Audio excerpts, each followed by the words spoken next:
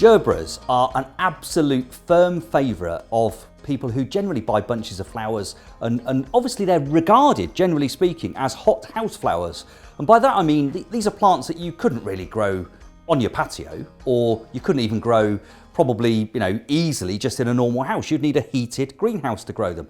And that was the case up until very recently, when Garvinea, the world's first hardy Gerbera, was created. And it was an absolute breeding breakthrough. And that's why I'm so pleased to tell you about these fantastic plants. Now, since Garvinea was first introduced by the horticultural industry, it's even moved on more than that. And the sweet series, and these Gerberas are, or Garvineas are the sweet series, so they're a sweet variety, and you get them in a range of different colours. They're absolutely gorgeous, but the breeding effort that's gone into these means that this latest version of the hardy Gerbera is larger flowered. You get more flowers. They flower for longer all the way through the summer season, right the way into the autumn.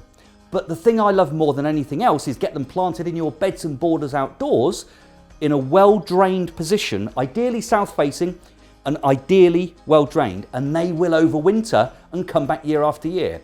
Now, if you don't have a spot like that, get them in a pot. You could use a lovely rustic pot like this, or you could use something a little bit more contemporary. The choice is yours, but they will grow fabulously in pots as well as beds and borders.